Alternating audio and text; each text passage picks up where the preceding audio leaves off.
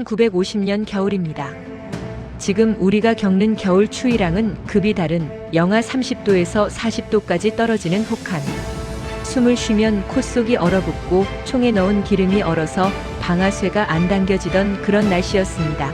오늘은 바로 그 혹한의 겨울, 장진호 전투, 영어로는 초신 저수지 전투라고 부르는 싸움 이야기를 함께 들어보려고 합니다. 이 전투는 625 전쟁 초기 전쟁의 흐름을 완전히 바꿔버린 싸움이었습니다. 그리고 잘 알려진 것보다 훨씬 더 많은 숨은 이야기와 이름 없는 사람들의 희생이 들어있습니다. 지금부터 잠시 눈을 감고 그 시절 20살, 22 청년들 그리고 가족을 지키려고 피난길에 올랐던 우리 민간인들의 옆에 같이 서본다. 그런 마음으로 들어보시면 좋겠습니다.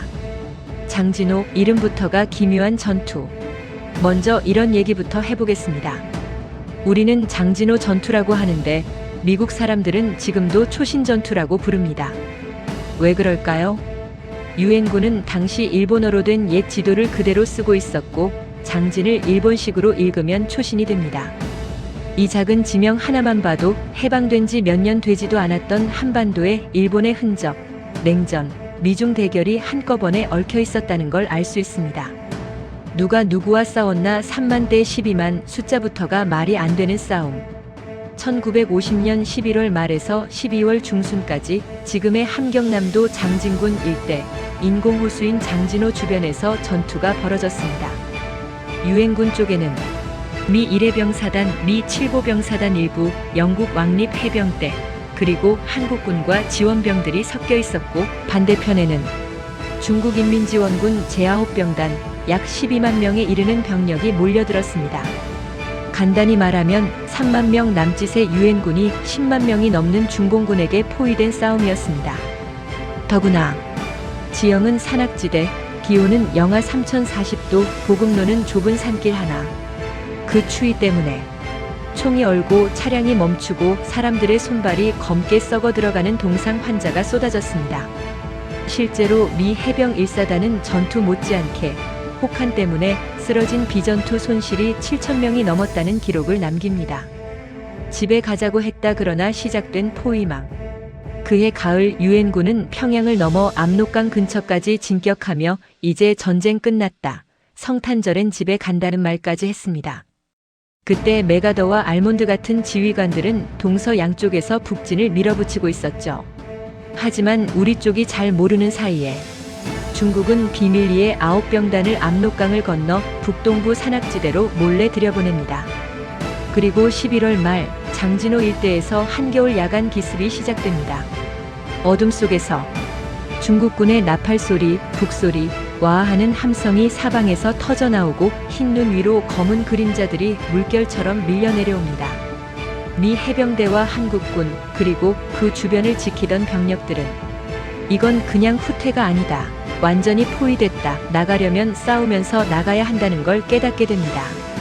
장진호 전투 이야기를 하면 보통 미 해병 1사단의 고립과 돌파를 많이 이야기합니다. 그런데 그들 옆에는 늘 한국인들이 조용히 같이 서 있었습니다. 산길 지형을 미군보다 더 잘 아는 한국인 안내병, 북한 후방에 침투해 적 정보를 빼오던 KL5요원, 탄약 식량을 지고 산길을 오르내리던 한국인 짐꾼과 역군들. 이 사람들은 기록에 이름도 제대로 남지 않은 경우가 많았습니다. 어떤 이는 길 안내를 하다가 중국군의 총격을 대신 맞고 쓰러졌고 어떤 이는 쓰러진 미군의 소총을 줍고 다시 싸움에 뛰어들었다는 증언도 남아있습니다. 장진호에서 살아 돌아온 미 해병 노병들 인터뷰를 보면 우리는 늘 한국인 안내병과 같이 움직였다. 그들이 없었다면 길도 못 찾았을 것이라는 이야기가 종종 나옵니다. 전투 보고서에는 숫자로만 한국인 부대원이라고 적혀 있지만 실제 현장에서는 같이 벌벌 떨며 같은 길을 걸었던 동료들이었습니다. 영하 40도 총도 얼어붙은 전투 현장. 이제 전투 현장으로 들어가 보겠습니다. 장진호 주변에는 유담리 서쪽, 하갈 우리호수 남쪽, 고토리더 남쪽, 그리고 끝으로 흥남항으로 이어지는 산악도로 하나가 이어져 있었습니다. 이 도로는 말 그대로 살아나갈 수 있는 유일한 길이었습니다. 중국군은 이 길 곳곳에 매복해 밤마다 공격하고 낮에는 폭격과 저격으로 괴롭히며 길을 완전히 끊어버리려 했습니다. 이때 병사들의 증언에 따르면 물통 속 물이 얼어서 칼로 잘라 먹었다거나 모포와 옷을 겹겹이 둘러도 숨이 얼어붙는 느낌이었다. 심지어 주사기로 혈관을 찾아야 하는 모르핀이 얼어서 제대로 들어가지 않았다는 이야기까지 나옵니다. 어떤 병사는 손가락이 얼어서 방아쇠를 당길 수 없을 때는 손가락 대신 나무 막대를 끼워서 겨우 방아쇠를 당겼다고 회고했습니다. 총탄보다 무서운 적이 바로 혹한이었던 겁니다. 후퇴가 아니다. 다른 방향으로 나아갈 뿐이다. 장진호 전투에서 유명한 말 하나가 있습니다.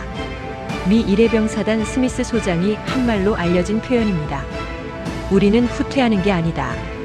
단지 다른 방향으로 공격하고 있을 뿐이다. 실제로 그들은 그냥 도망친 것이 아니라 포위망을 뚫고 남쪽으로 내려가야 했습니다. 앞장선 부대는 계속 싸워서 길을 열고 뒤에 오는 부대는 부상병과 장비 그리고 한국인 피난민들까지 끌고 내려와야 했습니다. 유담리에서 하가루리로, 하가루리에서 고토리로, 마지막으로 흥남까지 이어지는 100km가 넘는 길을 열흘 넘게 싸우며 내려온 행군이 바로 이 장진호 전투의 핵심입니다.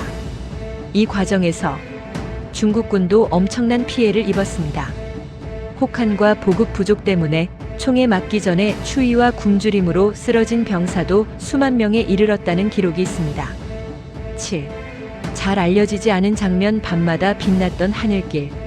또 하나 잘 알려지지 않은 장면이 있습니다. 장진호 남쪽 하가루리에는 임시 비행장이 만들어졌습니다.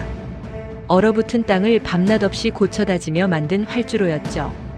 이곳으로 부상병들이 하늘길로 후송되고 탄약과 식량이 공중에서 떨어졌습니다. 밤이 되면 까만 하늘을 가르며 들어오는 수송기 불빛 그리고 한방눈 속에서 하늘을 올려다보며 박수치던 병사들의 모습이 기록에 남아 있습니다. 또한 눈보라 속에서 수송기가 착륙하다 미끄러져 전복되기도 하고 그 와중에도 살아남은 조종사들이 부상병을 태워 다시 날아오르던 이야기도 전해집니다. 이 임시 활주로 덕분에 수많은 병사들이 살아서 전선을 떠날 수 있었지만 그 활주로를 지키기 위해 밤마다 공격을 막아낸 병사들의 이야기는 상대적으로 잘 알려져 있지 않습니다. 8. 장진호가 끝이 아니다. 흥남철수와 크리스마스의 기적. 장진호 전투의 진짜 엔딩은 바로 흥남철수작전입니다. 유엔군과 한국군은 장진호에서 살아나온 병력과 장비를 끌고 결국 흥남항에 도착합니다. 여기에 미군 국군 장병 약 10만 명, 피난민 약 10만 명, 각종 차량과 군수품이 한꺼번에 몰려들었습니다. 여기서 잘 알려지지 않은 그러나 정말 중요한 장면이 하나 나옵니다. 처음 계획은 군인들만 태우고 철수하는 것이었습니다. 하지만 항구 주변을 가득 메운 피난민들을 보고 지휘부는 큰 결정을 내립니다. 무기를 버리고 사람을 싣자. 그 중에서도 특히 유명한 배가 바로 메러디스 빅토리 호에스에스 메리디스 빅터리입니다. 정원 60명 남짓의 화물선이었지만 이 배는 내부에 있던 군수물자를 거의 다 내려버리고 피난민 1만 4천 명을 태워 출항합니다. 배 안에서는 무려 5명의 아기가 태어나기도 했고 선원들은 이 아이들에게 김치 파이브라는 별명을 붙여주었다는 이야기가 남아 있습니다. 크리스마스 무렵 이 배는 단 한 명의 사상자도 없이 오늘날 거제도 장승포항에 도착합니다. 그래서 이 흥남철수는 지금도 크리스마스의 기적, 인류 역사상 가장 위대한 해상 구조작전 중 하나로 불립니다. 장진호에서 포위망을 뚫고 나온 그 행군이 없었다면 흥남철수도 메러디스 빅토리호의 기적도 거제와 부산으로 이어지는 피난민들의 새 삶도 없었을 겁니다. 9. 전투가 남긴 상처와 아직도 돌아오고 있는 이들. 장진호 전투에서 유엔군은 전투로 인한 사상자 1만여 명, 추위로 인한 비전투 손실까지 합치면 1만 7천 명 가까운 피해를 입었습니다. 중국군의 희생은 그보다 훨씬 더 컸다는 연구 결과도 있습니다. 이 전투에 참가했던 미군 생존자들은 나중에 스스로를 초신 퓨CHOSIN 퓨 장진호의 소수 정예라고 부르며 모임을 만들었습니다. 이들은 평생 손발에 남은 동상 자국과 트라우마를 안고 살았지만 서로를 형제라 부르며 살아갔습니다. 그리고 놀랍게도 70년이 넘은 지금도 장진호 전투에서 실종되었던 병사들의 유해가 발굴 신원 확인되어 고향으로 돌아가고 있습니다. 실제로 1950년 장진호 전투에서 실종됐다가 2024년 DNA 분석으로 신원이 확인돼 가족품으로 돌아간 미군 병사의 사례도 보도된 바 있습니다. 한 사람 한 사람의 이름을 찾아 이제 집에 왔습니다라고 말해주는 작업이 아직도 계속되고 있는 것입니다. 우리가 이 이야기를 다시 들어야 하는 이유. 여기까지가 장진호 전투와 그 뒤를 이은 흥남철수 그리고 크리스마스의 기적 이야기입니다. 어쩌면 우리 세대에게 장진호는 교과서에서 한 줄, 다큐에서 몇 분 나오는 전투일 수 있습니다. 하지만 그 속에는 이름 없이 쓰러진 한국 안내병과 짐꾼들, 영하 40도에도 가족의 손을 놓지 않으려 했던 피난민들, 후퇴가 아니라 다른 방향으로 전진한다고 말하며 끝까지 길을 열었던 젊은 병사들, 그리고 70년이 지나서야 고향 땅에 묻히게 된 전사자들의 이야기가 함께 들어있습니다. 지금 이 영상을 듣고 계신 우리 세대 그리고 중장년 시청자분들이 아마 그 당시 어린아이였을 수도 있고 혹은 그 아이의 부모 세대였을 수도 있습니다. 오늘 우리가 편안히 유튜브를 켜고 이야기를 들을 수 있다는 것 자체가 누군가의 그 겨울, 그 혹한의 희생 위에 세워진 것이라는 사실을 잠시 떠올려 보면 좋겠습니다. 오늘 함께 하신 귀로 듣는 6.25 전쟁 이야기 장진호 전투편 어떠셨습니까? 영하 40도의 혹한 속에서도 서로를 지키기 위해 손을 놓지 않았던 사람들 덕분에 우리가 이 땅에서 다시 겨울을 맞이하고 봄을 기다릴 수 있게 됐습니다. 혹시 가족 중에 주변 분들 중에 625 전쟁과 관련된 기억이나 이야기가 있다면 댓글로 남겨주시면 다음 이야기 때 함께 나눠보겠습니다. 구독과 좋아요는 잊혀가는 역사를 다시 불러오는 작은 힘이 됩니다. 다음 시간에는 또 다른 귀로 듣는 625 이야기로 찾아뵙겠습니다.